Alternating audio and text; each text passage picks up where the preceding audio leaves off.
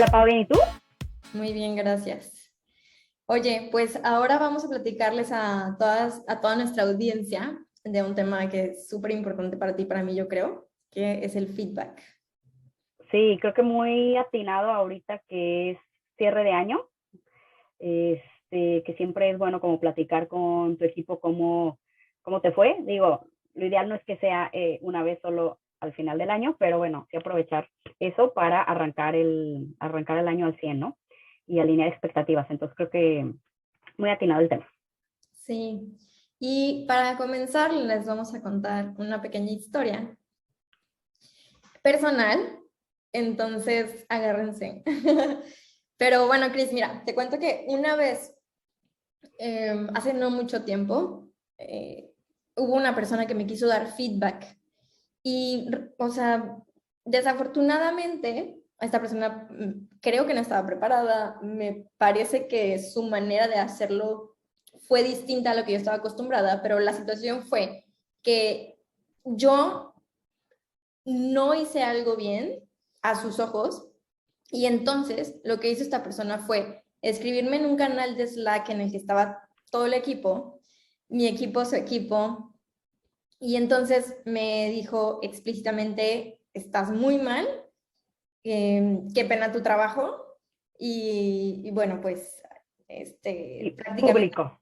público, ¿no? O sea, público, pero así, con esas palabras de, tu trabajo estuvo muy mal hecho y no lo esperaba de ti, y entonces una carta, ¿no?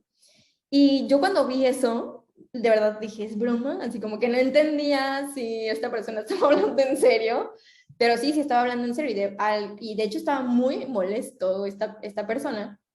Entonces, pues yo lo primero que hice fue como, me calmé y dije, ok, voy a releer y entonces, pues hay un desenlace. Pero creo que este ejemplo está bueno para arrancar con el tema de feedback y empezar a platicar qué onda con el feedback, ¿no? O sea, como qué pasa con las personas, cuándo lo tenemos que dar, cuándo no y cómo. ¿Y cómo? Exacto. Y bueno, creo que el primer don't de este podcast es no lo hagas así, ¿no? Y menos enfrente del equipo y público ante toda la comunidad, creo que eso es bien importante. Pero, a ver, creo que lo vamos a dividir esta plática en, a ver, qué es el feedback, cuáles son las maneras de hacerlo y también en qué etapas va también madurando la manera de dar feedback. Y pues también esta es como nuestra opinión y lo que nosotros hemos vivido, ¿no? O sea, siempre como recalcar ese punto de gracias a nuestra experiencia, cómo nos ha funcionado. Entonces, bueno, a ver, punto uno, como, ¿qué es el feedback? ¿No? Y creo que la misma palabra que se traduce como en retroalimentación, siempre puede como asustar, ¿no? O sea, si ahorita tengo un feedback que darte, es como, qué miedo, ya van a regañar, qué hice mal. Entonces yo creo que la palabra se ha confundido en que es un regaño o es que hayas hecho algo mal, y creo que no. O sea, el punto uno es, el feedback es una manera de tener una conversación donde puedas mejorar algún punto de tu trabajo o donde también la persona pueda hacer ver que tal vez necesitas ayuda y pueda ofrecerte esa ayuda, ¿no? Y ya hay una teoría, ¿no? Que creo que es muy conocida, que es la teoría del sándwich. Entonces, bueno, Sí, yo muy en lo conocida, personal, sí, ¿cómo le dices? muy conocida esa teoría, ¿no? Sí, muy conocida la teoría del sándwich, que la teoría del sándwich es, oye, cuando te quiero dar como un feedback o quiero platicar contigo de algo que puedes mejorar, se divide en, primero te digo algo positivo tuyo o te reconozco algo, luego te digo qué es lo que tienes que mejorar, o esa área de oportunidad, y luego cierro también con algo positivo, ¿no? Entonces, bueno, Pau ya lo sabe, yo estoy en contra de esta teoría, y ahorita Pau les contará, digo, cómo lo ha hecho también, porque yo considero, ¿no? Que al final la persona, ¿no? Cuando al final le dices algo positivo, que puede ser algo muy, muy positivo y es algo increíble de la persona, pero luego dices el comentario y sale con pero tienes que cambiar esto. Sin embargo, ¿no? Y bueno, estaría muy bien esto si hubieras hecho tal cosa. Usualmente la persona se queda más con lo que tiene que mejorar y probablemente ese reconocimiento que sí era algo muy, pues muy bueno o era algo muy padre para reconocer a la persona, puede ser que no se quede con eso. Y entonces el reconocimiento como que no escale, ¿no? Es en general, pero también hay etapas, ¿no? O sea, creo que al final el dar un buen feedback también requiere mucho training y hay en ocasiones donde la teoría del sándwich puede ser que sea lo mejor que se pueda hacer en ese momento, ¿no, Pau? Sí, yo creo que en esta tarea del sándwich yo la he aplicado mucho con el Start, Stop, Continue y me ha servido bastante cuando veo que del otro lado no hay experiencia para dar el feedback. O sea, cuando de repente no tienen este training los líderes juniors o ya inclusive no tan juniors, pero de repente no se les ha dado este training y necesitan dar feedback porque es algo que tienen que hacer ya. Entonces, la verdad es que yo sí lo he recomendado con un framework que obviamente se les explica cómo, ¿no? Entonces, lo he aplicado de esa manera, ha tenido resultados positivos en lo que yo he visto, pero sí siempre en una etapa muy temprana. Es decir, etapa temprana significa a que no hay experiencia de ningún lado, puede ser, o de parte del manager o de quien tenga que dar este feedback. Y por el otro, que tengan un acompañamiento de la parte de people, siempre. Entonces, creo que esa conjunción ha ayudado en lo que yo he visto. Obviamente va evolucionando este sándwich, ¿no? Y cada empresa lo puede adaptar a su cultura y a sus necesidades. Sé que no estás tan de acuerdo con la técnica del sándwich. Me parece que también algo interesante es que depende mucho de con qué intención des este sándwich, este feedback y con qué palabras utilices para que la persona se quede con el mensaje correcto o no. Digo, siempre hay que tomar en cuenta que como nosotros decimos los mensajes, no necesariamente el otro los va a recibir así. Y entonces es un juego como muy de cuidado, porque Sí, si sí, nosotros sí. queremos decir como en este proyecto hiciste esto increíble y la persona como que dice, pero que es increíble, o sea, el diseño estuvo bien o no estuvo bien, o que es increíble porque lo hice a las 10 de la noche o porque lo hice a las 9 de la mañana, o sea, tenemos que tener mucho cuidado en cómo decimos este feedback. Ahora sí que utilizando la metodología que queramos, ¿no? Ya sea el Sí, sí, sí. sándwich o no, siempre tenemos que cuidar mucho ciertos aspectos del feedback para que tenga un resultado positivo, ¿no? Sí, tener esa claridad. Y fíjate, esa parte de Start, Stop, Continuous, pues es algo que, a ver, funciona muy bien para en los retrospectives, ¿no? Al final de un proyecto, ese framework creo que funciona muy bien y puede ayudar a que, como bien dices, sea muy claro esa división de etapas, ¿no? Eso te ayuda a que, a ver, esto es un start y va muy bien, esto es un continue y pues este es un stop. Creo que eso puede darle más claridad a las personas. El tema de la comunicación y saberte expresar y que la persona logre como en verdad entender el mismo mensaje que tú, creo que es todo un reto y por eso hay que ser como muy cuidadosos como decimos las cosas, porque al final es un tema muy personal, ¿no? Entonces, a ver, dicho eso, ¿cuáles son los puntos, ¿no? Como en el feedback o que usualmente los pasos de cómo darlo, ¿no? Entonces creo que uno, y es como tú lo dijiste en tu ejemplo, Pau, pues a ver, uno es que sea personal, ¿no? O sea, es algo de tú con esa persona. Yo siempre lo recomiendo que sea mejor presencial, pero bueno, ahorita con el mundo remoto, pues bueno, sí tiene que ser virtual, pero sí buscar tener, a poner tu cámara, que tengas un espacio sin ruido, que estés no atendiendo llamadas o teléfonos, en verdad que estés ahí 100% para la persona, ¿no? O sea, creo que ese es un punto importante. Otro punto importante, y al final lo comentan en un libro que se llama Radical Candor, que les recomendamos, que esa parte de que en verdad te importe personalmente, ¿no? O sea, que no estés dando una conversación porque dices, bueno, pues ya, porque lo tengo que dar, o porque pues es un error y nos está fallando la compañía, porque está afectando el resultado. O sea, en realidad que sea algo que en verdad que te importa a la persona, que te importa que esa persona mejore, cambie esa actitud o mejore ese skill para poder tener pues, un mejor resultado, ¿no? Y yo otra cosa que he aprendido es hablar principalmente cuando hay algún feedback que dar, ¿no? Que es sí algo que mejorar, hablar del proceso de la situación. O sea, como que nunca personalizarlo, no sé si me explico. O sea, te voy a poner un ejemplo, ¿no? Hubo un error y pues, si algo pasó que le entregamos mal algo hacia los usuarios, ¿no? Entonces, un ejemplo de un mal feedback sería, oye, Pedro, por tu culpa, los usuarios recibieron pues no sé, todo esto mal, ¿no? La manera de como mejor darle un feedback a Pedro sería, oye Pedro, el proceso en donde debíamos de haber hecho esto y esto, pasó esto. Entonces, ¿qué pasó? Cuando lo despersonalizas, también le ayudas a la persona a poder detectar que no es que le estés regañando, simplemente que estás detectando un error y ahí es donde se puede hacer algo más constructivo, decir, bueno, entre los dos vamos viendo qué podemos mejorar o qué fue lo que aprendimos de esto, ¿no? Entonces, como que tienes una más apertura hacia generar una conversación de mejora, ¿no? O sea, eso es como unos puntos que ahorita se van ocurriendo, no sé si tengas algún otro, Pau, que se te ocurra.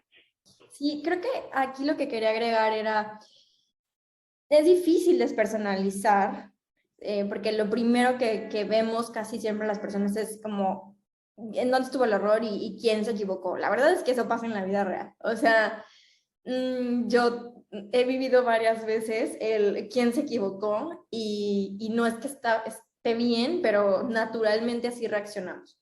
Y creo que justo para que eso no pase, lo que tenemos que tener es un entrenamiento bastante fuerte en skills blandos, ¿no? O inteligencia emocional, para llamarle así, precisamente a qué.